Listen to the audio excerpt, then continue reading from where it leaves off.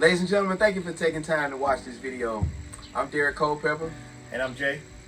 And my name is Pastor Faye Holland Henderson. This is the Lady of the Hour. We are on location in Long Beach, Texas for a special occasion. Jay, you want to tell us what that occasion is? Yes, we are celebrating 20 years of ministry, 20 years of worshiping, 20 years of leading the people that he has assigned my mother and my pastor to. We're celebrating service, we're celebrating worship. And this, like I said, this is 20 years, and it is a milestone that is worthy to be celebrated. And we do have a pastor that is worthy to be praised, to show our appreciation to. So, in short, to answer that question, we're celebrating 20 years. 20 years. 20 years. Mom, tell us. 20 years. What was the first building? Was that the one on the old ice cream shop? Yeah, it was the Dairy Queen.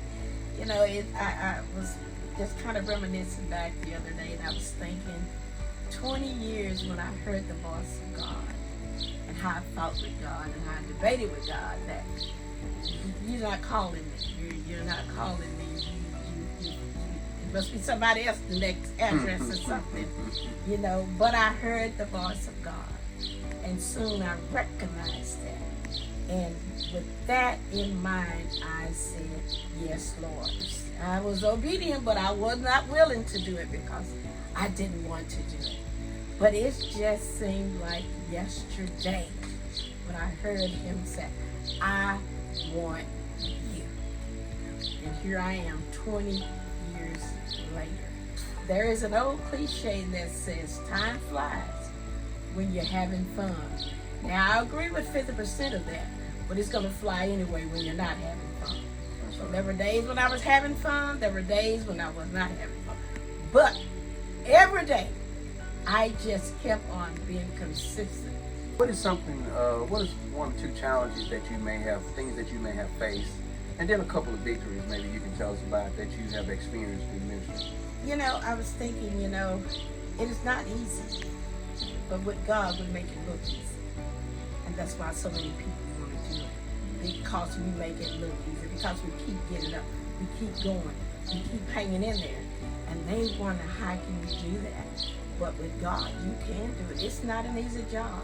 The struggle, the disappointment is that, you know, when you see people come and go, when you see people up and down like the stock market, you just keep on with God. That's what you do. My disappointment is that when the people tell me, they come to me and they tell me, God sent me here, and I'm going to be here with you. But then you look for them and they're gone someplace else. But what encouraged me is when those people that didn't tell you they were going to be with you, those are the ones that stayed. Those are the ones. And you know, I was just thinking, my first 3 members that I took in was Jay, Ray, and Daryl. And then I called Derek on the phone, and I took him in over the phone. So I was kind of like, Lord, if I can just get my family saved. If I can accomplish it. And my greatest accomplishment is to know that my sons are in the ministry. My children are in the church. That is my greatest. I mean, that right there says it all just by these 20 years. How do you manage to deal with the needs of the people and manage your own mental health and physical and mental well-being? You know, Pastor Culpepper, Brother Culpepper, you know, I know that I have to make myself second because God people is first. So I make myself second. And you know, I cannot focus on my needs. I have to focus on the need of the people. Even when I'm hurting, even when I'm crying, even when I'm disappointed, I cannot focus on faith. I have to focus on that person that's going to call me, that person that's crying, that person that needs a helping hand. That person just needs somebody to talk to. I have to forget me and think about that person and pray for that person. And sometimes I tell you, in the midnight hour, when people call me, my phone rings, I cannot afford to sound sweet. I got to sound alert. So when they said, I need this, I need that, I need prayer. See, when you're a pastor, you can't think about you. You got to think about the need of the people. I tell you. Sounds like Jesus. Jesus, Jay, you mentioned this earlier. He didn't come to be served. He came to serve. You've been serving others for 20 years, and it's a capacity as a pastor of Victory Temple Faith to Faith Church. And we encourage everyone that's watching this video to consider your service to the Lord first and foremost, and to your local your local church body that you attend. If it's Victory Temple Faith to Faith or another ministry, whoever may be watching this video, but just think about it. Think about ways that you can serve, because that's what we've seen you do your whole life, and you've taught us to do as well.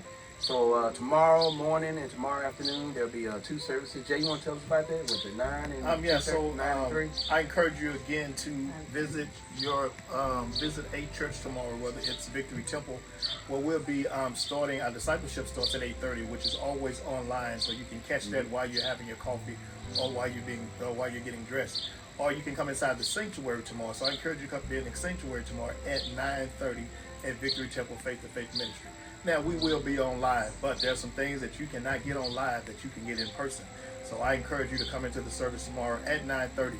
Now, if you so happen to have to go to your own service tomorrow, that's fine. Don't leave your church to come see us without your pastor's permission.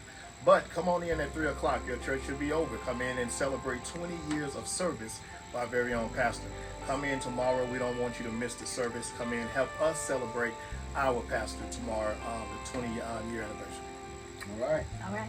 And my greatest investment is in the church. And I tell you, the greatest investment I ever made is when I said yes, invested into the ministry. And I'm going to repeat something that I've heard all my life.